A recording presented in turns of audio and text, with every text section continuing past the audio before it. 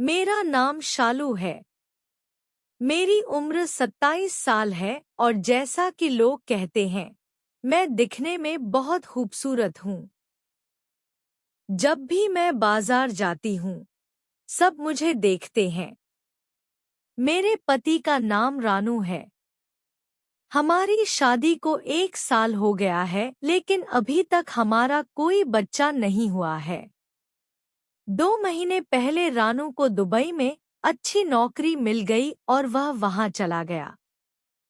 तब से मैं अपने बड़े से घर में अकेली रहती हूँ।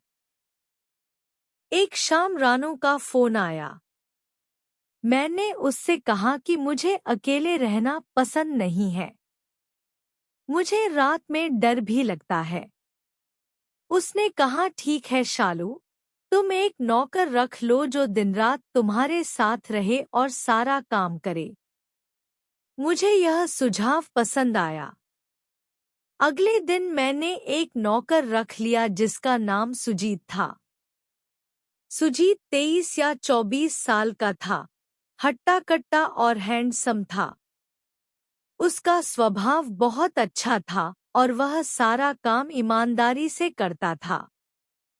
घर का काम खत्म करने के बाद वह मुझसे थोड़ी बहुत बातें भी करता। मुझे उसका साथ अच्छा लगने लगा।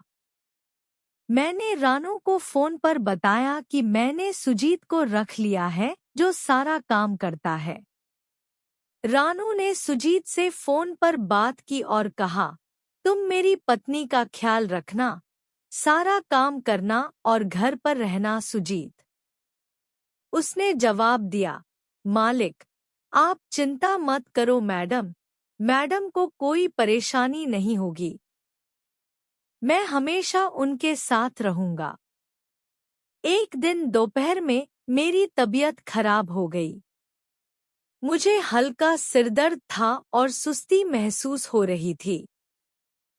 तभी रानू ने मुझे फोन किया। मैंने उसे बताया कि आज मेरी तबीयत ठीक नहीं है। उसने चिंता जताई और कहा, शालू, तुम आराम करो। अगर ज्यादा परेशानी हो तो डॉक्टर से सलाह लेना। मैंने हाँ कर दी और फोन रख दिया। थोड़ी देर बाद सुजीत घर का सारा काम निपटाकर मेरे पास आया। उसने पूछा, मालिक, क्या आपकी तबीयत ठीक नहीं है? मैंने कहा, हाँ सुजीत, आज मेरे सिरदर्द में दर्द है और मेरी तबीयत ठीक नहीं है। उसने तुरंत कहा, मालिक, मैं आपके सिर की मालिश कर देता हूँ। आपको बहुत आराम मिलेगा। पहले तो मैंने मना कर दिया, नहीं, रहने दीजिए, लेकिन उसने जिद की, मालिक, आपको सचमुच आराम मिलेगा। आखिरकार मैंने कहा, हाँ। सुजीत रसोई में गया, तेल गरम किया और ले आया और मेरे सिर की मालिश करने लगा। उसकी उंगलियां मेरे सिर पर इतने हल्के और कुशल तरीके से घूम रही थी कि मेरा दर्द सचमुच कम होने लगा। मालिश खत्म होने के बाद मुझे बहुत आराम महसूस हुआ। मैंने उससे कहा, सुजीत, तुम सोफे पर बैठ जाओ। वह मेरे बगल वाले सोफे पर बैठ गया और हम दोनों बातें करने लगे। मैंने उससे उसके परिवार के बारे में पूछा। उसने बड़ी सहजता से मुझे बताया कि वह एक छोटे से गांव से है। उसके माता पिता किसान हैं और वह कुछ पैसे कमाने शहर आया है। उसकी बातों में एक अजीब सी ईमानदारी थी जो मुझे बहुत अच्छी लगी। धीरे धीरे हमारी बातचीत बढ़ने लगी। अब जब भी सुजीत काम से फ्री होता, वह मेरे पास आकर बैठ जाता। हम हंसी मजाक करते और मेरा समय आराम से बीत जाता। उसका स्वभाव इतना खुला और हल्का था कि मुझे उसकी बातों में शांति मिल जाती। एक दिन रानू का फिर फोन आया। मैंने उससे कहा कि रानू, सुजीत बहुत अच्छा लड़का है। उसका स्वभाव बहुत अच्छा है और वो अपना सारा काम बहुत ईमानदारी से करता है। मुझे भी उसका साथ अच्छा लगता है। रानू खुश होकर बोली, ये तो अच्छी बात है। शालू, तुम निश्चिंत रहो। सुजीत से अपनी सारी जरूरत की चीजें ले आओ और कोई भी परेशानी हो तो उससे कहो। मैंने मुस्कुराते हुए कहा, ऐसा नौकर मुझे कहीं और नहीं मिल सकता। वो बहुत अच्छा है। रानू ने भी मुस्कुराते हुए कहा, ठीक है, तुम खुश रहो। धीरे धीरे सुजीत से मेरी बातचीत और मजाक हमारी रोज की आदत बन गई।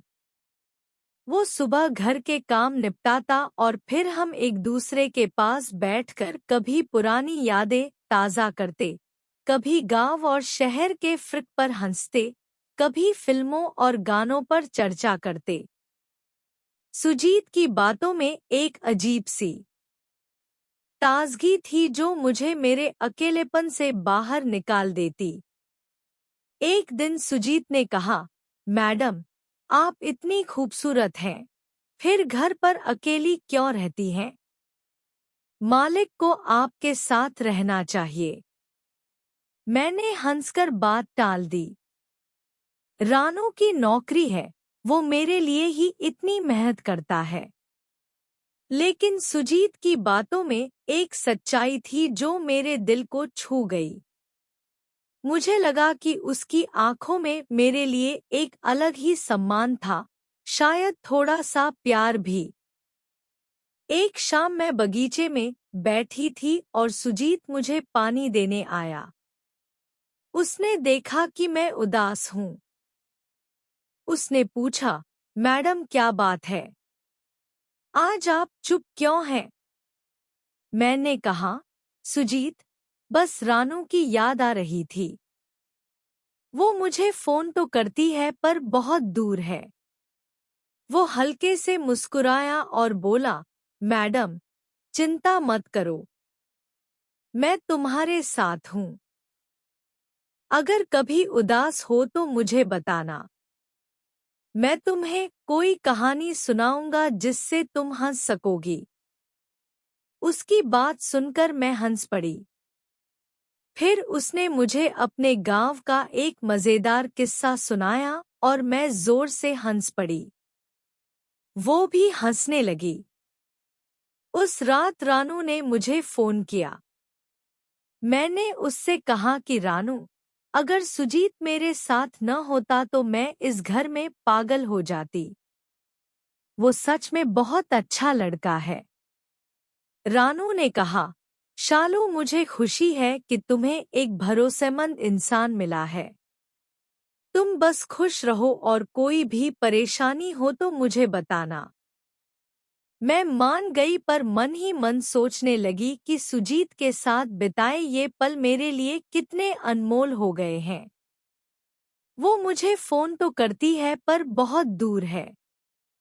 वो हल्के से मुस्कुराया और बोला, मैडम आप चिंता मत करो, मैं आपके साथ हूँ। अगर आप कभी उदास हो तो मुझे बताइएगा। मैं आपको हंसाने के लिए कोई कहानी सुनाऊंगा। उसकी बात सुनकर मैं हंस पड़ी। फिर उसने मुझे अपने गांव की एक मजेदार कहानी सुनाई और मैं जोर से हंस पड़ी। वो भी हंसने लगी। उस रात रानू ने मुझे फोन किया। मैंने उससे कहा कि रानू, अगर सुजीत मेरे साथ न होता तो मैं इस घर में पागल हो जाती। वो सच में बहुत अच्छा लड़का है। रानू ने कहा, शालू, मुझे खुशी है कि तुम्हें एक भरोसेमंद इंसान मिला है। तुम बस खुश रहो और कोई भी परेशानी हो तो मुझे बताना। मैं मान गई पर मन ही मन सोचने लगी कि सुजीत के साथ बिताए ये पल मेरे लिए कितने अनमोल हो गए हैं। वो मुझे फोन तो करती है पर बहुत दूर है। वो हल्के से मुस्कुराया और बोला, मैडम आप चिंता मत करो, मैं आपके साथ हूँ। अगर आप कभी उदास हो तो मुझे बताइएगा। मैं आपको हंसाने के लिए कोई कहानी सुनाऊंगा। उसकी बात सुनकर मैं हंस पड़ी। फिर उसने मुझे अपने गांव की एक मजेदार कहानी सुनाई और मैं जोर से हंस पड़ी। वो भी हंसने लगी। उस रात रानू ने मुझे फोन किया। मैंने उससे कहा कि रानू, अगर सुजीत मेरे साथ न होता तो मैं इस घर में पागल हो जाती। वो सच में बहुत अच्छा लड़का है। रानू ने कहा, शालू, मुझे खुशी है कि तुम्हें एक भरोसेमंद इंसान मिला है। तुम बस खुश रहो और कोई भी परेशानी हो तो मुझे बताना। मैं मान गई, पर मन ही मन सोचने लगी कि सुजीत के साथ बिताए ये पल मेरे लिए कितने अनमोल हो गए हैं।